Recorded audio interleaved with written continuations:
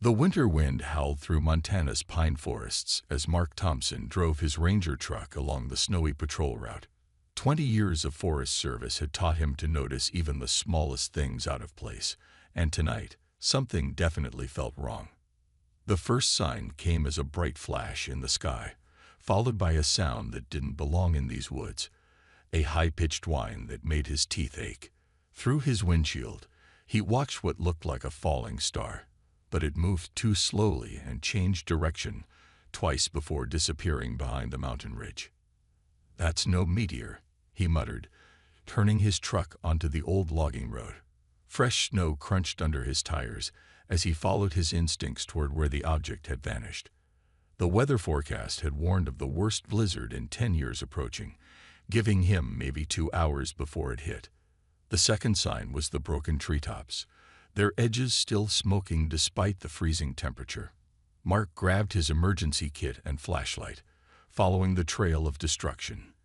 His boots sank deep into the snow with each step, but years of wilderness rescue missions had taught him to push through such difficulties. He found it in a small clearing, a teardrop-shaped pod about the size of his truck, its silver surface scratched and blackened. Steam rose where hot metal met snow, and a faint blue light pulsed from within. Mark approached cautiously, his flashlight beam revealing strange symbols etched into what looked like a door. "Hello," he called out, keeping his voice calm and steady. "Anyone in there? I'm here to help." A soft moan answered him, followed by a sound that needed no translation: pain. The door had a slight gap where it had been damaged in the crash. Mark wedged his fingers into it and pulled, muscles straining until it finally gave way with a hiss of escaping air. What he saw inside made him forget to breathe. A woman lay curled on her side, but she wasn't human. Her skin was a deep blue that seemed to shimmer with its own inner light, like the northern lights he sometimes saw during winter patrols. 4 arms, yes 4, wrapped protectively around her swollen belly. Her face was almost human, but with high, swept-back features that reminded him of wind-carved ice, and her hair looked like strands of starlight. She opened her eyes, silver with no pupils, and they locked onto Mark's face. He saw no strangeness in that moment, only raw fear and pain that transcended species.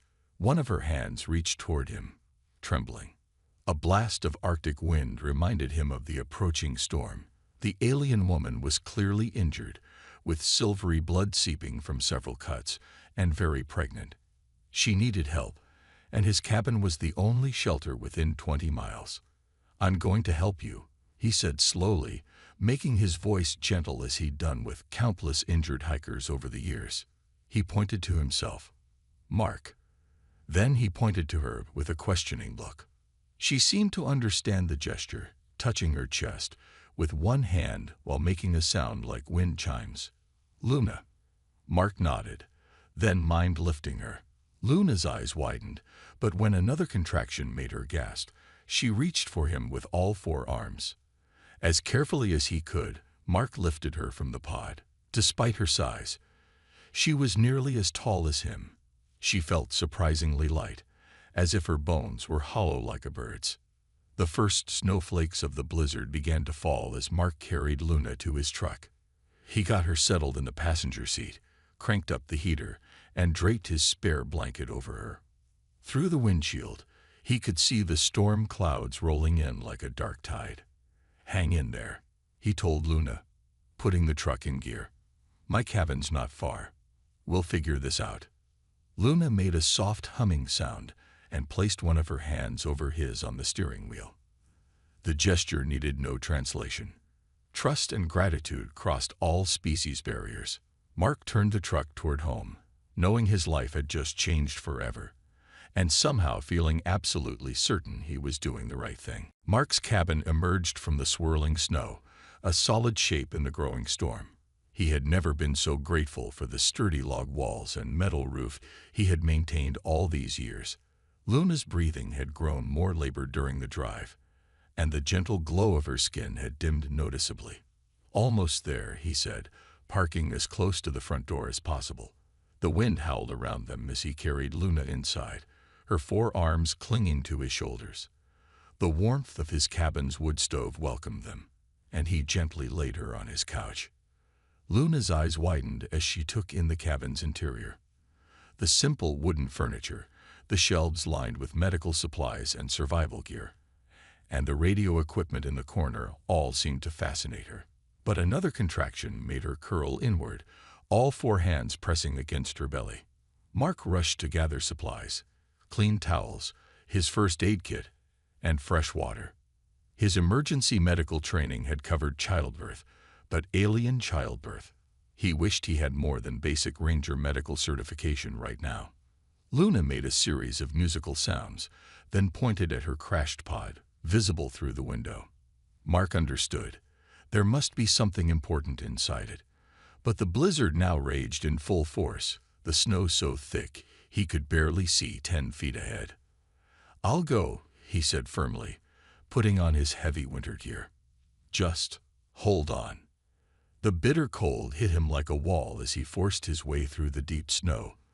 The pod's interior was freezing now, but he found what looked like a medical kit with strange symbols matching the ones on Luna's clothing. He also grabbed a glowing crystal that hummed faintly when he touched it. When he returned, Luna's face lit up at the sight of the items.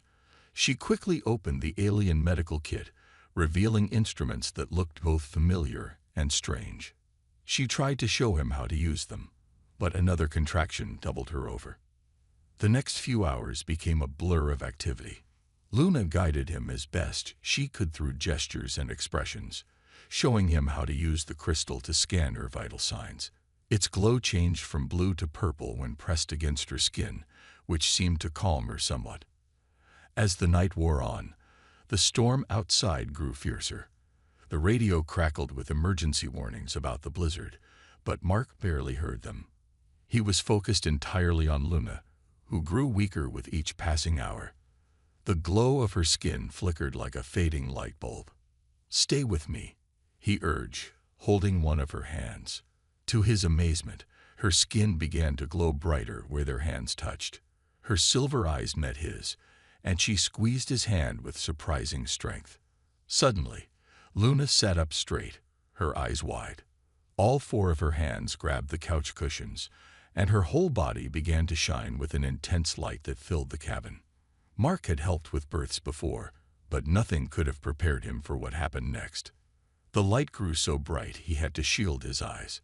The air hummed with energy that made his hair stand on end. Then he heard it. Not one cry, but 3 distinct sounds, like tiny wind chimes in different notes. As the light dimmed to a gentle glow, Mark lowered his hand and gasped. Luna lay back exhausted, but somehow looking stronger than before. And there, cradled in her 4 arms, were 3 tiny beings. Each baby was smaller than a human newborn, their skin shimmering with subtle patterns of light that danced and changed like the northern lights.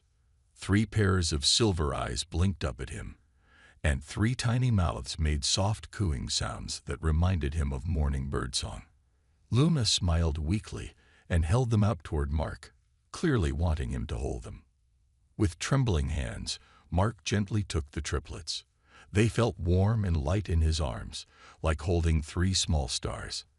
As he cradled them, their skin began to pulse with a soft, peaceful light that matched their mother's. Outside, the blizzard still raged, but inside the cabin, Mark knew he had just become part of something miraculous.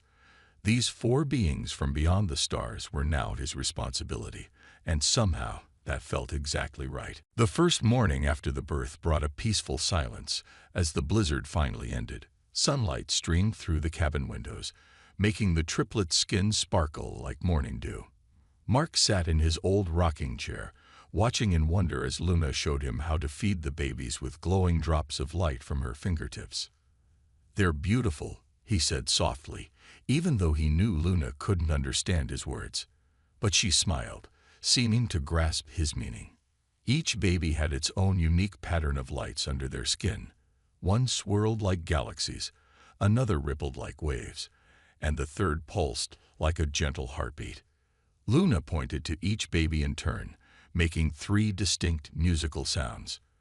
Mark tried to copy the sounds but failed completely, making Luna laugh for the first time. A sound like silver bells in spring. She then pointed to the sunrise visible through the window, then to the first baby. Dawn, Mark suggested, pointing to the baby whose skin swirled with spiral patterns. Luna nodded eagerly, clearly pleased with the translation. For the second child, whose lights rippled like evening colors, she pointed to the setting sun in a picture on Mark's wall. Dusk, Mark said, and Luna hummed in agreement. For the third, whose lights danced like the northern lights, Luna pointed upward and made sweeping gestures with her hands. Aurora, Mark finished, and all three babies cooed at once, their lights brightening in response to the names.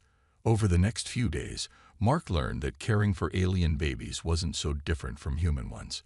They needed warmth, comfort, and love. But they had their unique traits too. When they cried, their lights dimmed almost to darkness, and the only way to soothe them was to hold them close until their glow returned. Luna grew stronger each day, but she never took her eyes off Mark when he handled the triplets. He could tell she was surprised by how gentle his large, rough hands could be as he cradled her children. One evening, as he walked Aurora around the cabin to settle her for sleep, he caught Luna wiping away tears that shimmered like liquid starlight. The babies had another special trait. They glowed brightest when they were happy. Mark discovered this when he started singing old lullabies to them.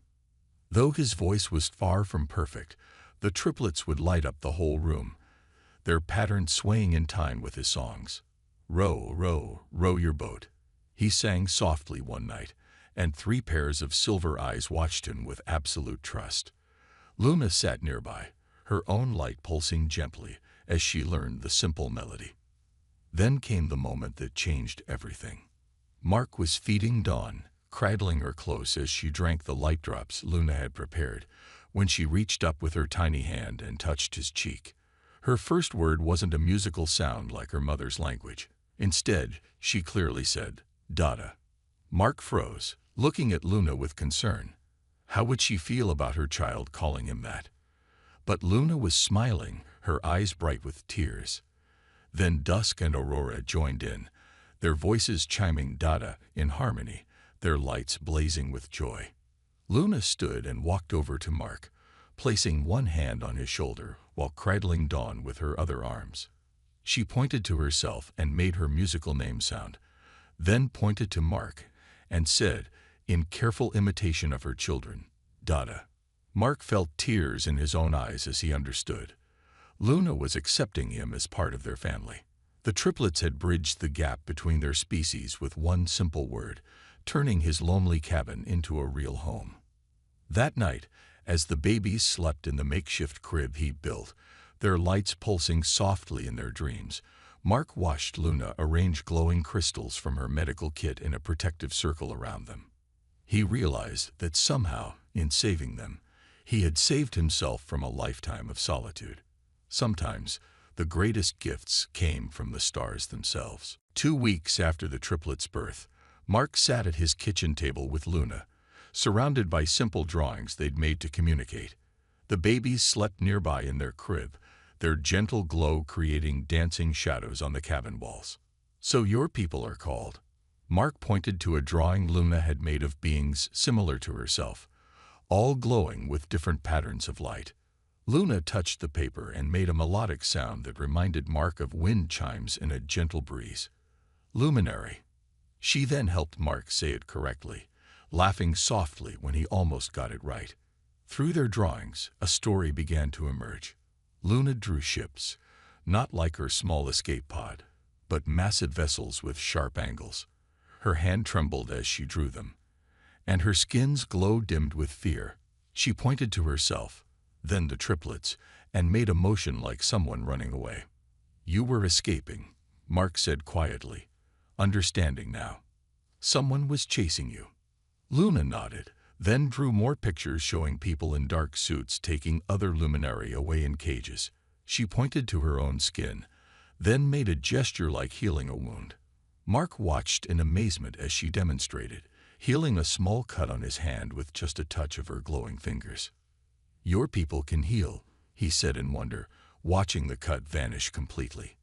"That's why they're hunting you." Dawn woke up then, her tiny voice calling Dada.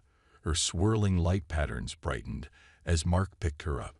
Soon, Dusk and Aurora awakened too, not wanting to miss any attention. Luna watched with a mixture of joy and sadness as the babies reached for Mark with complete trust.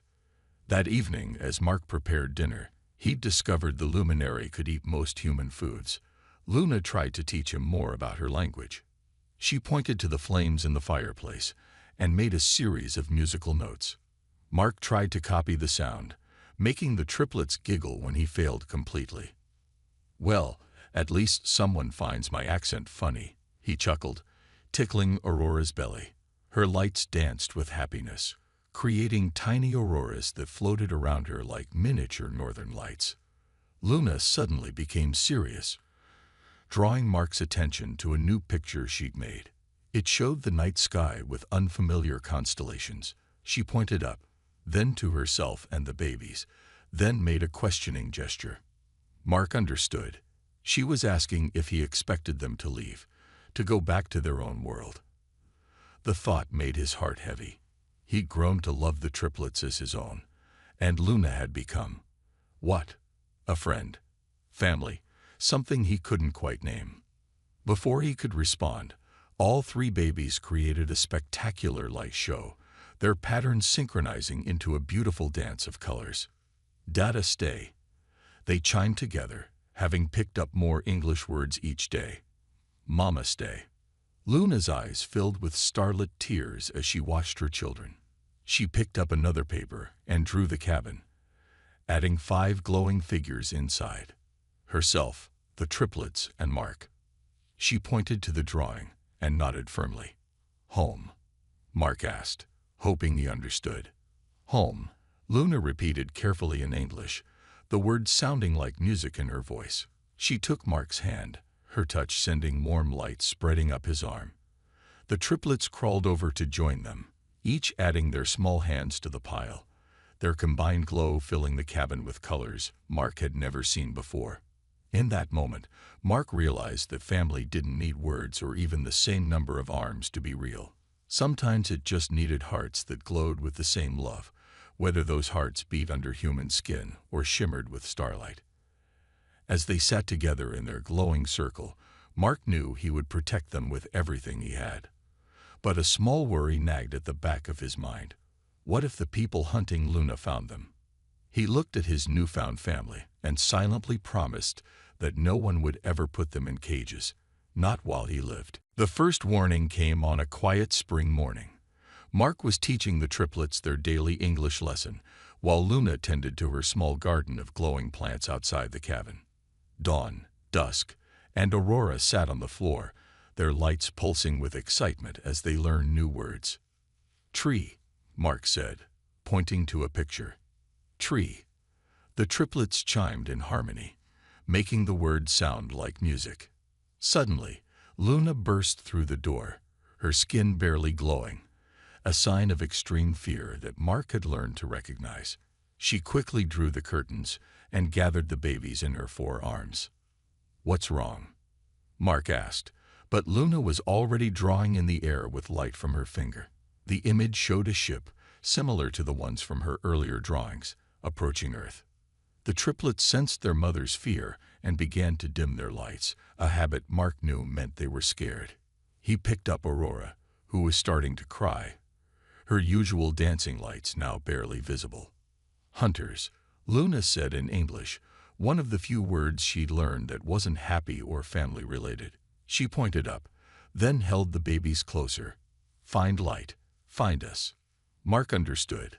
The collectors could track the luminary's natural glow. He quickly moved to the window and saw something that made his heart stop. A dark shape moving behind the clouds, too geometric to be natural. Luna placed her hand on Mark's chest and closed her eyes in concentration. Suddenly, a warm light spread through his body, and he gasped as he felt energy flowing into him. When he looked at his hands, they had a faint blue glow. "Protect," Luna explained weakly, obviously drained by whatever she had done. "Hide light. Hide family." The triplets watched with wide silver eyes as their mother gave Mark part of her power. Dawn reached out and touched his glowing hand, saying, "Data shine." But Mark could see how much the power transfer had weakened Luna. She swayed on her feet, and her usual brilliant glow was now barely brighter than moonlight. He caught her before she could fall. A deep humming sound filled the air, making the cabin windows vibrate. The triplets huddled together, their combined glow dimming to almost nothing. Mark peered through a gap in the curtains and saw it, a black ship, sleek and predatory, hovering over the forest where Luna's pod had crashed months ago. "The caves," Mark whispered, remembering the complex cave system he mapped during his years as a ranger. "We can hide there." Luna nodded weakly but pointed to herself and shook her head. She was too weak to move quickly. She then pointed to Mark and the triplets, making a pushing motion toward the back door. "No," Mark said firmly. "All of us. Family stays together." The humming grew louder. Through the window, Mark saw dark figures descending from the ship on beams of red light. They wore black armor that seemed to absorb the sunlight around them. Mark quickly grabbed his emergency pack, always ready by the door, and helped Luna to her feet. He had spent 20 years learning every trail, every hidden path in these mountains. Now those skills would save his family. The triplets, understanding the need for quiet, held onto Luna's lower arms while Mark supported her with his shoulder. They slipped out the back door just as a scanning beam of red light swept over the cabin's front. "Data brave," Dusk whispered as they crept through the underbrush. Her siblings nodded, their dim lights pulsing in unison. Mark led them toward the hidden cave entrance, carefully choosing paths that wouldn't leave tracks. The piece of Luna's power inside him seemed to pulse in time with their movement, as if helping to shield them. As they vanished into the forest's shadows, Mark heard the sound of the cabin door being broken down. But he smiled grimly. The hunters didn't know these mountains. They didn't know about the caves, the hidden valleys, or the old mine shafts that honeycombed these peaks. Most importantly, they didn't know what a human father would do to protect his family, even if that family came from the stars. Deep in the mountain caves, Mark pressed his hand against the rough wall, his newfound glow lighting the way for his family. Luna sat in a hidden alcove with the triplets, all four of them dimming their lights to avoid detection. Outside, they could hear the hunters' search vehicles humming through the night sky. "Stay here," Mark whispered, checking his radio and flashlight. "I'll lead them away." "Dada no," Dawn pleaded, her spiral light patterns flickering with fear. Her siblings joined in, their tiny hands reaching for him. Luna touched Mark's glowing hand with all four of hers, transferring a final burst of energy into him. "Protect," she said weakly. "Return." Mark nodded, his heart heavy as he looked at his strange but precious family. The hunters had already destroyed his cabin, and now they were systematically scanning the forest. It was time to show them why you don't threaten a forest ranger's family on his own mountain. He moved through the caves like a ghost, using his decades of experience. The power Luna had given him seemed to pulse stronger as he emerged from a different cave entrance, far from his hidden family. In the darkness, his faint blue glow would look just like a luminary trying to hide. The trick worked instantly. A red scanning beam swept over him, and he heard sharp commands in an alien language. Mark smiled and began to run, making sure to leave obvious tracks in the spring mud. Behind him, 3 hunters in black armor crashed through the underbrush. Their heavy boots were useless on the tricky mountain trails, and their fancy weapons couldn't help them navigate the treacherous ground. Mark led them higher up the mountain, toward the old mining areas. He keyed his radio, letting out a burst of static that echoed from several hidden speakers he'd set up over the years for guiding lost hikers. The sound bounced off the cliffs, confusing the hunters' tracking devices. A large shape loomed in the darkness. Old Bill, the grizzly bear Mark had known for years. The bear rose on his hind legs, drawn by the strange lights and sounds. The hunters fired red energy beams, missing completely as Old Bill charged forward, more angry than hurt. The distraction let Mark slip away, circling back through a narrow canyon he knew well. The hunter's ship tried to follow, its sleek form ill-suited for the tight space. Sharp rocks scraped against its hull with a horrible screech. More of the forest's residents joined the chaos. A wolf pack, disturbed by the noise, began howling from different directions. Owls swooped through the hunter's scanning beams, creating false readings.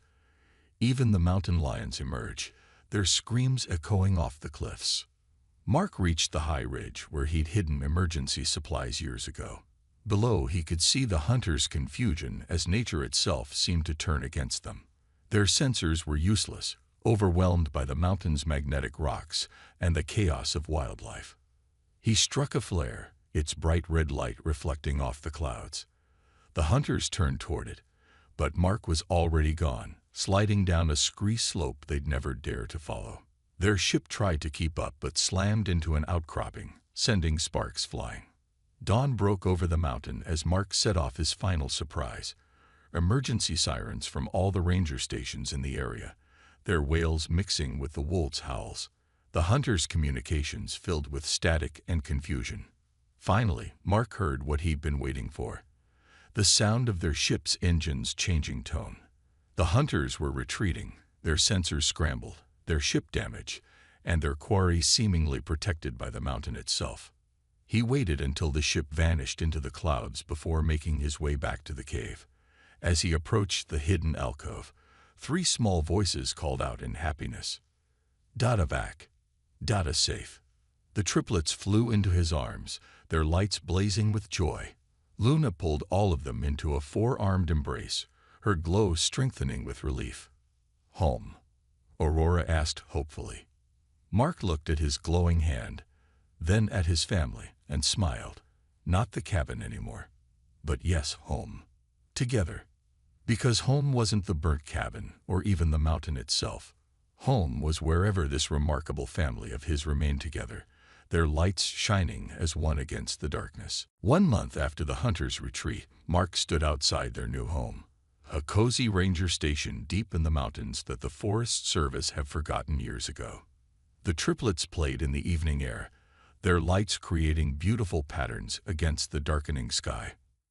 Dawn floated a small ball of light between her hands, a new trick she'd learned last week. "Looked, Dada," she called proudly as the light changed colors from blue to purple. Dusk and Aurora weren't far behind, their own lights forming shapes like butterflies and stars that danced around them. At 6 months old, they looked like human 2-year-olds, their growth accelerated by their luminary nature. Luna sat on the porch, her glow fully restored, working on her small garden of glowing plants. She looked up suddenly, her silver eyes wide. Mark had learned to trust her instincts, but this time she was smiling. "Family comes," she said in her now better English. A soft humming filled the air, different from the harsh sound of the hunter's ship. Lights appeared in the sky, but these were gentle blues and silvers that reminded Mark of his children's glow. The triplets jumped up and down excitedly.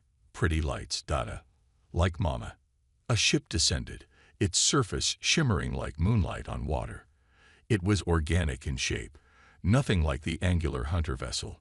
When it landed in the clearing, the door opened with a musical chime. 3 luminary emerged, their lights pulsing with joy at the sight of Luna. They rushed forward, embracing her with multiple arms, their voices creating a symphony of chime-like sounds. Mark watched nervously, wondering if this meant goodbye. But Luna reached out and took his hand, pulling him forward to meet what he now realized was her family. "Brother," she said, pointing to the tallest luminary. "Sisters," she added, indicating the other 2. Then, proudly, "My Mark. My Earth Heart." The triplets ran forward, speaking excitedly in a mix of English and luminary sounds. "This Dada. He save us. He make hunters go away. He teach us Earth songs." Luna's brother stepped forward, his light dimming to a gentle glow. In careful English, he said, "Thank you for saving my sister, for loving her children." The sisters added something in their musical language, which Luna translated. They say Earth now protected. Hunters mark this planet as forbidden. Too dangerous, she laughed. They tell stories about the mountain that fights back and the glowing human who commands the forest animals. Mark rubbed his neck modestly. Just a forest ranger doing his job. Luna's family spent hours with them, sharing news and meeting the triplets properly. They explained that after detecting the battle with the hunters, they had traced Luna's pod's flight path. It had taken months to reach Earth safely, avoiding hunter patrols. Finally, Luna's brother asked the question Mark had been dreading. Will you return home with us? Before Luna could answer, the triplets created a spectacular light show, their powers combining to form an image of their little ranger station, the mountains, and Mark. We are home. They chimed together. Earth home. With Dada. Luna smiled at her family. My children speak truth. Heart home is here now. She took Mark's hand again. If Earth accepts us. Mark's reply was interrupted by a crackle from his radio. Ranger Thompson. You there, Mark? Got reports of strange lights up your way. Mark grinned and keyed the radio. Just the northern lights, base. And, my family's visiting. Family. Didn't know you had family, Mark. I do now, he said, watching the triplets teach their new aunts and uncle how to make shadow puppets with light. Best family a man could ask for. Luna's family decided to stay on Earth for a while, helping them establish what would become the first secret Earth luminary settlement. The ranger station grew into a hidden sanctuary for their people, protected by the mountains, and watched over by a human ranger who glowed faintly blue on moonlit nights. Years later, visitors to the national park would sometimes report seeing strange, beautiful lights dancing in the mountains. The rangers would just smile and say it was the northern lights. But Mark knew it was just his children playing under the stars, their lights shining like beacons of hope for both their peoples. And every night, Mark would look at his impossible, wonderful family and thank whatever twist of fate had brought that damaged pod to his mountain on that snowy night, bringing light and love to his solitary life.